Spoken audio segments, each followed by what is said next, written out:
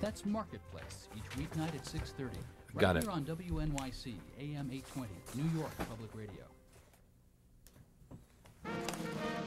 It's another New York & Company ticket giveaway. Pianist Fabio Bedini appears in recital at Alice Tully Hall this Friday at 8 p.m. The program includes works by Clementi and Chopin and features Beethoven's Appassionata Sonata. For more information, call 212-721-6500. WNYC has 3 pairs of complimentary tickets to the concert. We're giving those away now, starting with the 5th caller to reach us at 212-267-WNYC. This is Father Guru Sarducci reminding you you're listening to New York & Company with Lennie Lopate, or in Italian, Lopate, on WNYC, in Italian, WNYC, AM 820, New York Public Radio.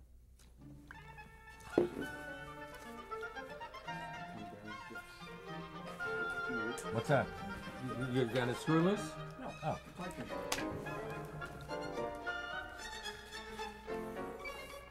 Any young person with a sick sense of humor and a way with the written word will be inspired by Dick DeBartolo. Known as Mad Magazine's maddest writer, Mr. DeBartolo submitted his first piece when he was still in high school. Within weeks, his parody of live butter advertisements or margarine advertisements was accepted. 4 months later, it appeared in the magazine. Subsequent submissions weren't accepted, not because they weren't funny, but because Mr. DeBartolo had the uncanny ability to submit parodies too close to what staffers were already working on. He received encouragement, though, and was told he was on the way to being a more than one-time Mad contributor. It's been over 30 years since he sold that first story to Mad, and with his book, Good Days and Mad, Mr. DeBartolo reveals what life is like behind the scenes of the most outrageous magazine on the newsstands. The book is published by Thunder's Mouth Press, and Mr. DeBartolo joins me now on New York & Company. You have called me Mr. DeBartolo more in that past minute than I've been called in my life. Well, congratulations. Instant respectability. Wow, I can hardly believe it. I'm sure more people come up to you and say, you know, I read Mad first in blah, blah, blah. Now, I read Mad first when it was a comic book and lost interest when it became a magazine because it's like everything else, you know, like, oh, gosh, this thing is really lost it. And every generation, I suspect, reads it for a time and then moves on, and new kids come along and they say, wow, this is the greatest thing, and then they move along. Well, you know, there's an interesting phenomenon. One of the things, when Bill Gaines was alive, the founder and publisher for 40 years, we never did reader surveys, and people would say, who reads Mad? And my standard answer was 1 million people. We didn't know if it was one very rich man who bought 1 million copies or 1 million people. And we would never do a reader survey for a couple of reasons. One is we didn't want to find out a particular age group read it and then subconsciously write to that age group. And we always made fun of surveys. So why would Mad do a survey? But when Bill died, Mad's owned by Time, is a division of Time Warner and DC Comics. The first thing they did was a reader survey. Mm-hmm. We found 2 amazing things. First is we got 70,000 replies, which is huge percentage of readers. And second was we found 30% of our readers are above 25 years of age. Well, to some degree, that's understandable because these are not written for kids. If anything, they're PG-13 on the whole. I don't mean that there's anything sexual about them, but they demand a certain amount of sophistication to understand the humor. Absolutely, because Mad is like a mirror of society. So we only satirize the hit movies, which are, these days, all R-rated. We satirize the hit TV shows, which are very adult these days. So consequently, Mad is pretty adult. But there has to be a real problem in keeping a magazine like this fresh. We see what happened to Saturday Night Live over the years, and in time they become so formulaic. They lose all the juice. Well, part of the thing is we're always looking for new writers. They buy a lot of stuff through the mail. As you mentioned earlier, I sold my piece through the mail. By the way, it was very funny because when you submit anything to Mad or any magazine, you have to send a big self-addressed stamped envelope because if it's rejected and you didn't send it, they'll just throw it away. So when my envelope came back, it was my own big envelope, and I thought I had been rejected. And my envelope was stuffed with cardboard, and scribbled on the cardboard, it said, "Ha ha, thought you got rejected. Stapled to this cardboard is a check." So if I had thrown that away today, I would be running that. I would be running that camera, because I would always be in show business. But you feel you would have been in show business one way or another, but you wouldn't have worked for Mad. Do you feel? And do you feel that that was the right thing? You had other options, I'm sure. You could have moved on. And in fact, you had jobs before you really went to work well, at Mad. actually, I was only 15 when I sold my first piece to Mad, and shortly thereafter, when I realized Mad was not going to be buying stuff, even if they bought something every issue, they only came out 8 times a year. So you could not live on that income. And what was that first piece? It was an Imperial Margarine. Yes, the Imperial Margarine with the crown, remember?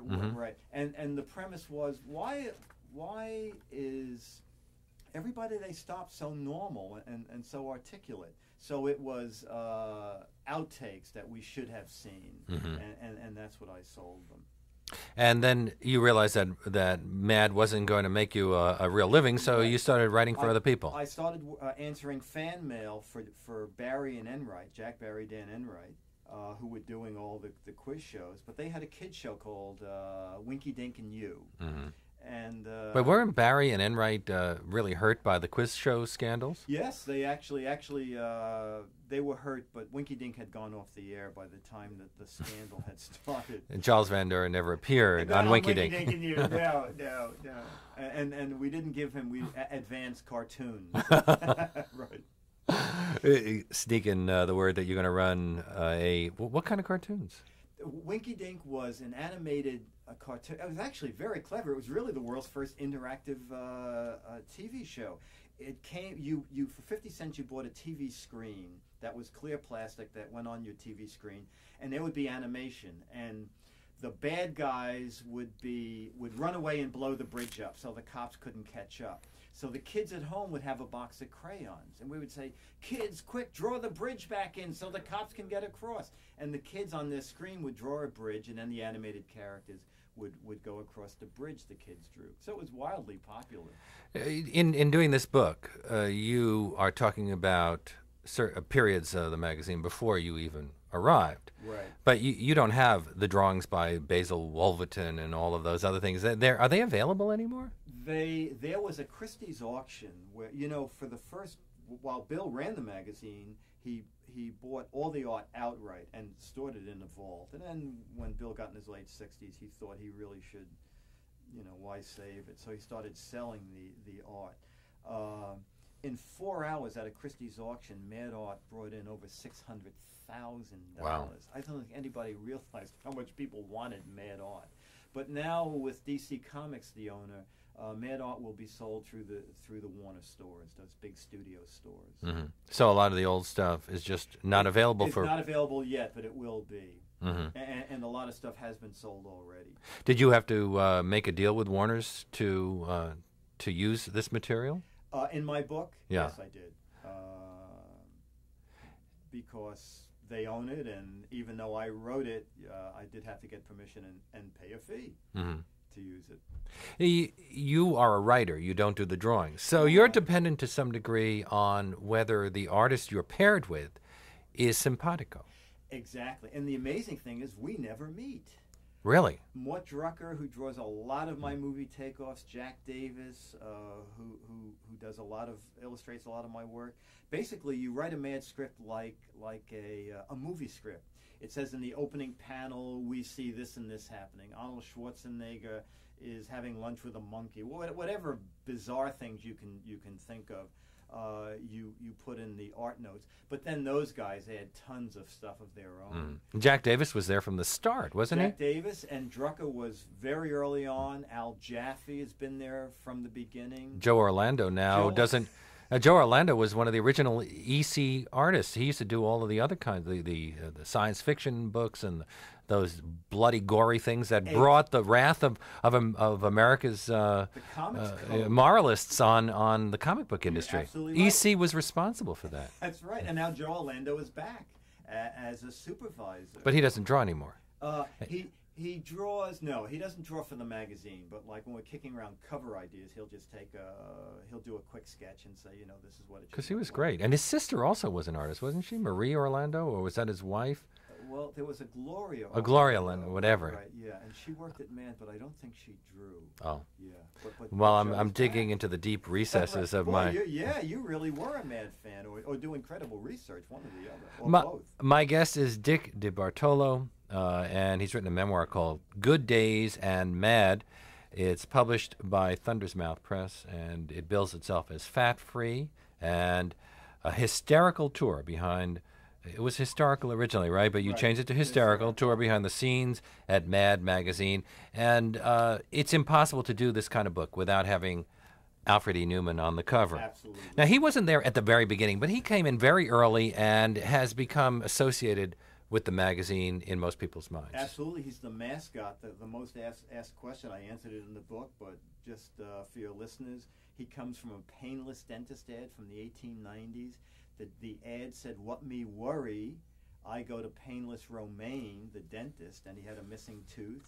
So Alfred has been around for 104 years. A lot of plastic surgery. But my book is the world's first decaffeinated coffee table book. Oh. So I just... So it won't keep you up at night. It won't keep you up at night. Hopefully it'll keep you up while you read it. Yeah, we want people snoozing off while reading this thing. So there you are. Let's go back to your career. There you are, working on Winky or Twinkie or whatever, and writing for the Match Game and other quiz shows. Right. And then there was a scandal, so you had to get a job? Is that what happened? No, actually, I went from Barry Enright, which was producing 21 in those shows, and I went over to Mark Goodson Productions, and as Mark once said, they never entertained fixing shows because the top prize on all their shows was always $50. Yeah, they had what's my name? My line. Right. Yeah. Every wrong answer, you got $25. The most you could win was $50. Anyway, Dorothy Kilgallen would have gotten the money, and she didn't need it. That's right. And they were doing a show called The Match Game, and it was sort of a serious program. Name a president whose picture is on money. Name a red flower. And the show got canceled, and I went to Mark Goodson, and I said, Mark, I do a lot of work for Mad Magazine. We could do very silly questions, you know, Mary put gravy on John's blank, and we could, and he said, it's going off the air, do what you want. So anyway, the funny questions caught on, and the show ran 17 years. So in one form or another. So Goodson said, you'll always work for me, and now I'm working on the new Family Feud. So you worked on that at the same time that you started freelancing at MAD? Are there any staffers at MAD, or is everybody a kind of freelancer? It is a bare bone. It's part of MAD's success. No advertising for all these years, and more phenomenal, MAD has never advertised itself. So 42, coming on 43 years, MAD exists just from word of mouth. Mm-hmm. But almost everybody's freelance. There's Nick Meglin and John Ficarra, the two co-editors. There are 3 associate editors, an intern, 2 art people, and Erin Gaines, Bill's widow, was office manager, and Joe Orlando. That's the staff. Mm-hmm.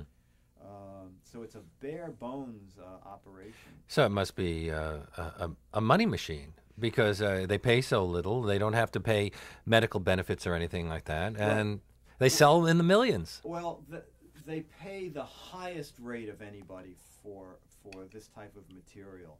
And as a matter of fact, the artist really lucked out, because Bill paid 4 to 5 times what comic books were paying, because Bill retained the rights to the artwork. Mm. But he was really the key, wasn't he? Oh, Bill! Bill was the key in as much as he would always say that he gave the writers and the artists the atmosphere in which to flourish. The MAD offices are a shambles. When we took over a little more office space, Bill said, "Dick, do you need any more space?" And I said, "I need 2 more desks." And he said, "Why?" I said, I don't have room at home for electric trains, and I would love. And for 3 years I had 2 desks back to back with electric trains on them. He would indulge us in whatever we thought we needed.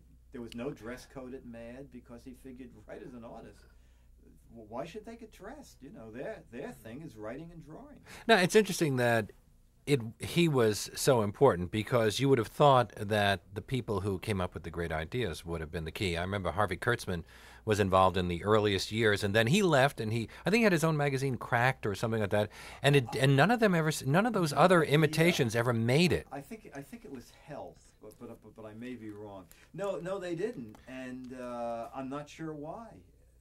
You know, and Bill would always say the backbone of the magazine are the writers, because you need the writers before the artists can even do